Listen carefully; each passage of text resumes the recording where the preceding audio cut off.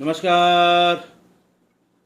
आज मैं फिर आपके सामने अपराध की एक और घटना लेकर आया हूँ। आज के अपराध की घटना हालिया है, हाल फिलहाल की है। घटना तो थोड़ी पहले की है, लेकिन खुलासा एकदम हाल फिलहाल का है और बड़ा ट्रेंडिंग है। आप लोगों ने इसके बारे में तमाम न्यूज़ चैनल्स पर, तमाम दूसरे लोगों के चैनल्स पर सुना होगा। हुआ कुछ यूँ कि ये उत्तर प्रदेश के आगरा की बात है। आगरा में एक सिकंदरा बड़ा कस्बा है। दहतोरा दहतोरा में रेणुका धाम कॉलोनी है। रेणुका धाम कॉलोनी से एक महिला रूबी और उसके जेठ अनिल शर्मा ये थाना सिकंदरा पर पहुँचे 26 मई 2026 को। और रूबी नाम की इस महिला ने ये बताया कि उसके पति सुरेंद्र शर्मा बीते 18 मई से गायब हैं। वो घर से कोई काम बता के निकले, लेकिन घर वापस नहीं आए। हम लोगों ने हर संभावित जगह पर ढूंढा, सारे रिश्तेदारों से बात की। जब कुछ पता नहीं लगा, तब फिर हम लोग मजबूर होकर थाने पर आए हैं। खैर, पुलिस ने वो गुमशुदगी लिख ली और अपनी जांच पड़ताल शुरू की।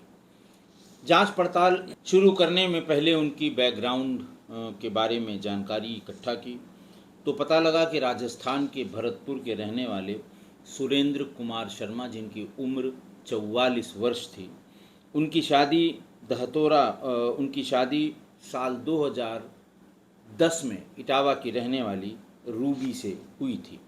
उनकी दो बेटियां हैं। एक बेटी है रिद्धि, उम्र है 13 साल, और दूसरे सिद्धि, उम्र है 9 साल।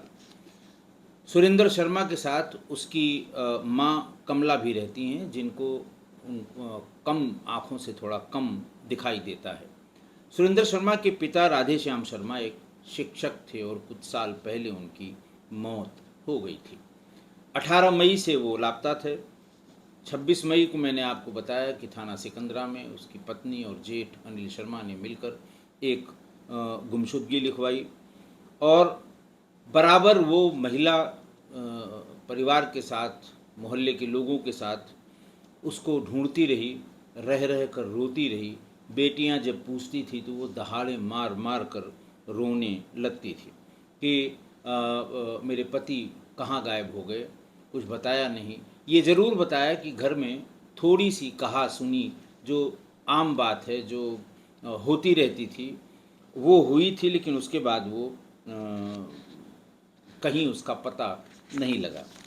इसी बीच में 3 जुलाई को, यानी गायब होने के कुल 45 दिन बाद, 3 जुलाई को अनिल शर्मा वो फिर घर पर आए और अपने भाई सुरेंद्र शर्मा, छोटे भाई सुरेंद्र शर्मा की पत्नी रूबी से बातचीत शुरू की। रूबी ज़ोर ज़ोर से रोने लगी, तो उन्होंने रूबी से कहा कि रोने से परेशानी दूर नहीं होगी, कोई बात है तो वो बताओ। रूबी ने कहा कोई बात नहीं है, पता नहीं कहाँ गए, हम लोगों में आपस में कुछ झगड़ा हुआ था, इस तरह की बातें की। अनिल ने यह बात पूछनी शुरू इसलिए की क्योंकि उनके पिता की करीब 65,000 रुपये पेंशन आती थी माँ के नाम पर, और उस बैंक अकाउंट का एटीएम कार्ड सुरेंद्र शर्मा के पास ही था। अनिल शर्मा ने जाकर बैंक से पता किया तो ये पता लगा कि उसमें से बड़ी बड़ी रकम, जो लिमिट रही होगी एटीएम की, वो उनके गायब होने के भी कई दिन बाद तक निकाली गई। अनिल शर्मा ने उसकी लोकेशन पता की, कहाँ से निकाली गई ये पता लग जाता है कि कहाँ से निकाली गई और कहाँ उसका कैमरे में वो कैद हुआ होगा। अनिल शर्मा को ये जानकारी बैंक से मिल गई कि जहाँ जहाँ से ये पैसे निकाले गए हैं, सब जगह रूबी की ही फ़ोटो आई है, यानी ये पैसा रूबी निकाला करती थी। अनिल ने ये बात रूबी से पूछी कि भाई साहब का एटीएम कहाँ है। उन्होंने कहा वो उन्हीं को पता होगा मुझे नहीं पता। उनका देख लीजिए, ढूंढ लीजिए, हो सकता है मिल जाए, तो उसको लॉक करा दिया जाए। उनको सब पता था, लेकिन वो जानना चाहते थे रूबी से। रूबी को इस तरह के 3-4 सवालों से वो अनकंफर्टेबल हो गई। उसे लगा कि अब शायद हमारे जेठ को मेरी सच्चाई का पता लग गया है। तब अनिल ने उससे कहा कि देख, कोई बात हो तो बता दे, तू अगर फंस रही होगी तू मुझे बता दे, मैं तुझे बचा लूंगा, लेकिन पैसे तूने ही निकाले हैं, इतने इतने रुपए इस एटीएम से तूने जाकर निकाले हैं। इतना सुनते ही वो टूट गई और उसने अपने पति के दफनाने की बात अपने जेठ को बता दी। ऐसा ऐसा हुआ और इस तरह से मैंने उसको घर में ही दफना दिया है। ये बात सुनते ही शुक्रवार को ही दोपहर 12 बजे जेठ ने थाने पर जाकर, यानी अनिल शर्मा ने थाने पर जाकर अपने भाई सुरेंद्र शर्मा की, छोटे भाई सुरेंद्र शर्मा की गुमशुदगी के बारे में उसकी पत्नी द्वारा बताई हुई बात उनको बता दी। पुलिस टीम तुरंत पहुंच गई। 5 मजदूर पुलिस अपने साथ ले आई और मजदूरों ने उस घर के, उसके कमरा, उसके रूम, जिस रूम में ये पति पत्नी रहा करते थे, उसके बाथरूम का फर्श तोड़ना शुरू किया और 20 मिनट में ही वो फर्श तोड़ दिया गया और उसके नीचे पूरा कंकाल गल चुका था। 45 दिन में कुछ बचे होने की संभावना भी नहीं रहती है, लेकिन जो कपड़ा वो पहने हुए था, वो कपड़ा पहने हुए वो उसी कंकाल के रूप में वहाँ पड़ा था। पूरा मोहल्ला टूट पड़ा, क्योंकि पूरे मोहल्ले के सामने रूबी, जैसे कहते हैं, दहाड़े मार मार कर रोज रोती थी कि पता नहीं कहाँ चले गए। पुलिस ने वो कंकाल बरामद किया। रूबी को तुरंत गिरफ्तार किया गया और थाने में उसको ले जाकर पूछताछ शुरू की गई। उसने बताया कि साहब, शुरू से ही ये शादी मेरे माँ बाप ने अरेंज मैरिज की थी और झूठ की बुनियाद पर ये शादी की गई थी।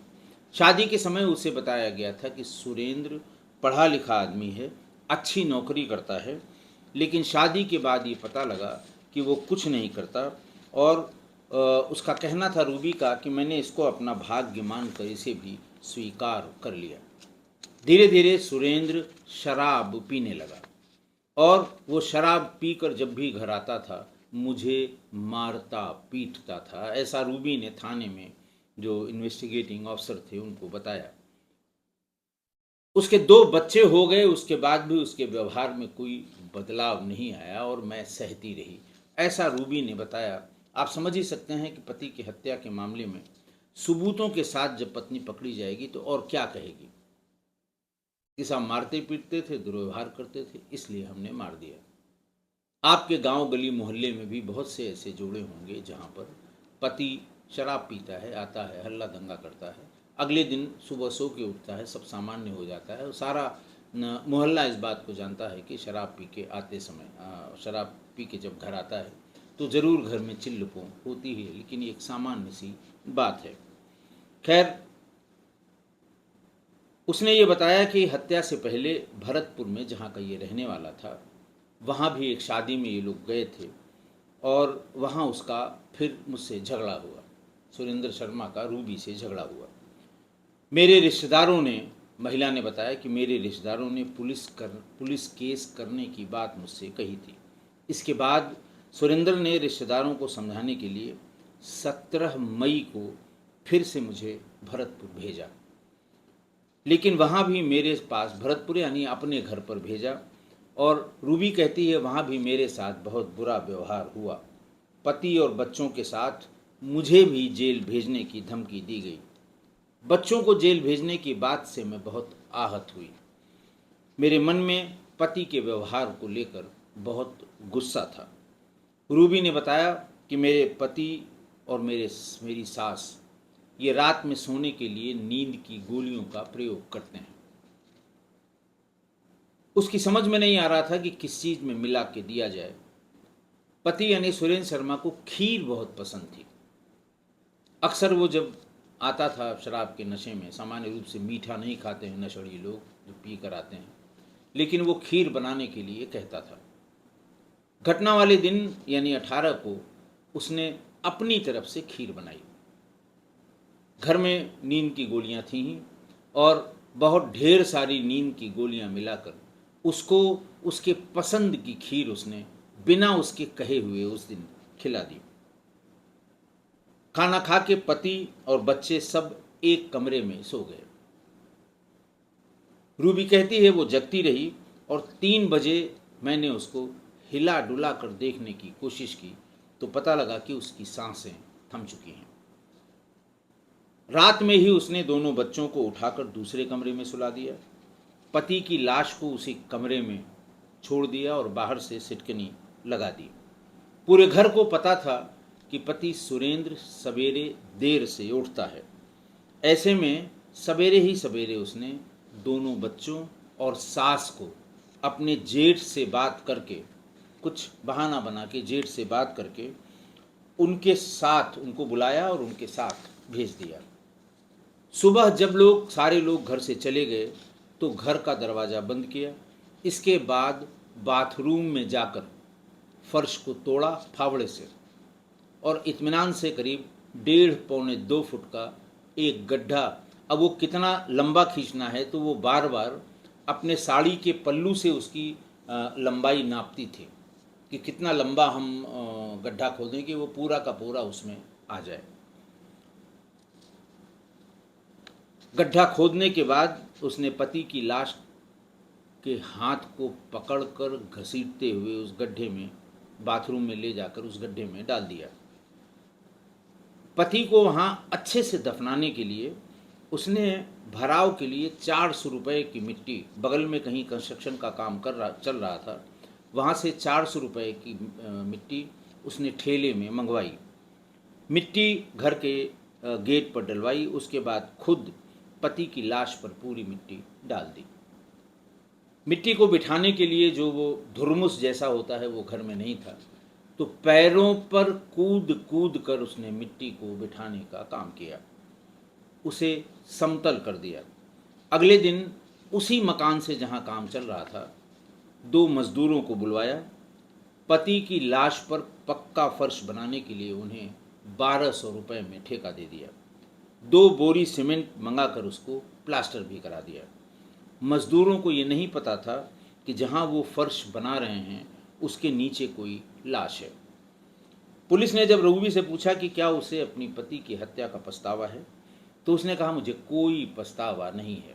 मैं बीते 16 सालों से उसकी ज्यादतियां सहन कर रही हैं, उसकी प्रताड़ना झेल रही हैं।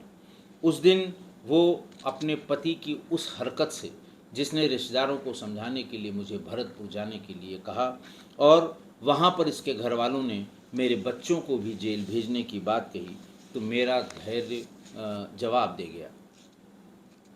उसने कहा कि पति की हत्या के बाद मेरे आंखों में आंसू थे। जब मेरी बेटियां पूछती थी कि पापा कहाँ गए तो मैं उनसे कुछ झूठ बोलती थी। अब दूसरा कोई बाथरूम था नहीं, तो सुबह नहाने के लिए, तैयार होने के लिए, पानी लेने के लिए मैं उसी बाथरूम में जाती थी। और कहती तो वो ये है कि मुझे रह रहकर उसकी याद भी आती थी, लेकिन बच्चों के भविष्य को बनाने के लिए वो सबसे झूठ बोलती रही। पति की हत्या के बाद रूबी सबको गुमराह करती रही, गुमराह करने का प्रयास करती रही। उसने अपनी सास और जेठ अनिल को बताया कि अनबन हुई थी कुछ सवेरे, और उसके बाद बहुत गुस्से में वो घर छोड़कर चले गए। लेकिन मैंने आपको बताया कि सुरेंद्र के बड़े भाई अनिल शर्मा ने जब उस एटीएम को ट्रैक किया तो पता लगा कि उसमें से कई बार में पैसे निकाले गए हैं। वो उन एटीएम्स के सारे रिकॉर्ड्स को ढूंढते ढूंढते एटीएम जहाँ जहाँ से पैसे निकले थे वहाँ की फ़ोटोग्राफ हासिल करने के बाद 3 जुलाई को उसके पास बैठा, प्यार से बात की और फिर पूछा। फिर उसे धीरे धीरे करके कुछ बताने की कोशिश की। कि जब एटीएम नहीं है तो पैसा कौन निकाल रहा है, और पैसा जिसने निकाला है उसकी सीसीटीवी में फ़ोटो कैद हो गई है। तब वो टूट गई और उसने बताया कि मैंने मार के घर में ही उसे दफना दिया है।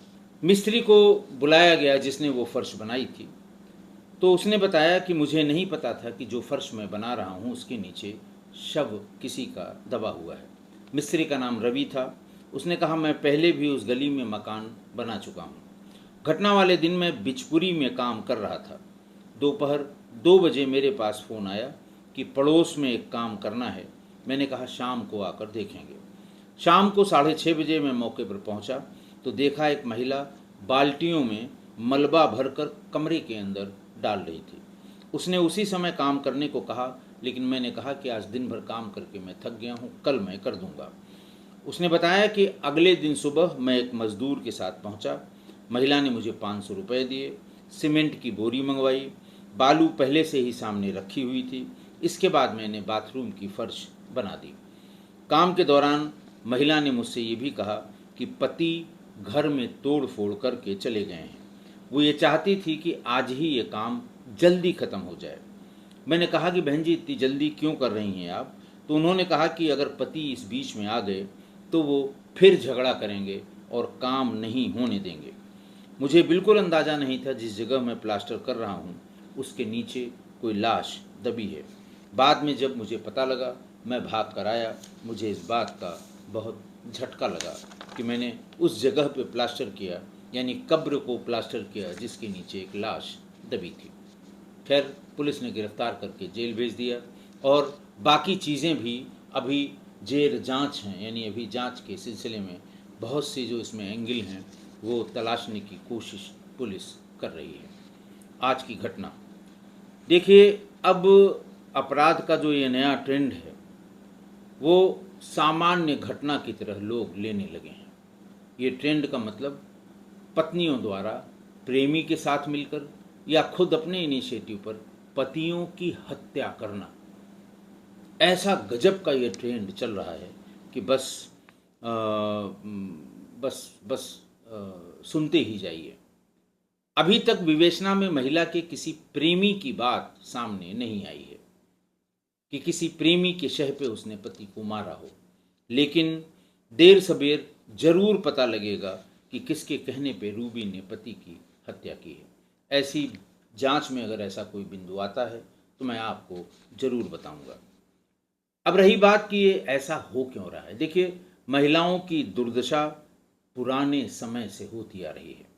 इंटरनेट आने से पहले दहेज के लिए लड़कियों की दुर्दशा मतलब किसी से छिपी हुई नहीं है। उनकी हत्या ये भी किसी से छिपी नहीं है, और घटनाएं पूरे देश में इतनी ज़्यादा होने लगी महिलाओं पर और ख़ासकर नई बहू पर कि आईपीसी में बदलाव करना पड़ा। पार्लियामेंट में ये प्रस्ताव पारित करके उसमें बदलाव किया गया और दहेज हत्या के लिए एक नई धारा 304 बी अलग से जोड़ी गई। तमाम एविडेंस एक्ट में चेंज किए गए कि महिलाओं पर इतना अत्याचार कि दहेज के लिए उन्हें जला देना, मार देना, गाड़ देना, उस पे पेड़ पर लटका देना, जाने क्या क्या होता था, इसमें कोई दो राय नहीं। और तभी कानून में बदलाव लाए गए और बहुत बड़े बड़े बदलाव लाए गए। ये बात तब है जब हमारा देश आज़ाद हो चुका था। अभी 80-90 के दशक तक यही दुर्दशा होती रही है। लेकिन अच्छा, ग्रामीण क्षेत्र में महिलाओं की दुर्दशा कभी पर्देदारी के कारण घर से बाहर निकल नहीं पाई। कुछ महिलाएं तो शादी होकर घर में आईं, फिर वो घर में ही रह गईं। उन्होंने दुनिया देखी ही नहीं और वहीं मर भी गईं। इतना पर्दा, इतनी प्रताड़ना, बाजार जाने पर पाबंदी, दूसरों के यहाँ जाने पर पाबंदी, गांव के शादी ब्याह में शामिल होने पर पाबंदी, बहुत पाबंदियां हुआ करती थीं, बड़े जुल्म हुआ करते थे, लेकिन वो कभी घर के बाहर नहीं आए। और शायद इसीलिए राष्ट्रकवि मैथिली शरण गुप्त ने अपने खंड काव्य यशोधरा में वो बहुत ही फेमस लाइन लिखी है नारियों की दुर्दशा के बारे में कि अबला जीवन हाय तुम्हारी यही कहानी, आंचल में है दूध और आँखों में पानी।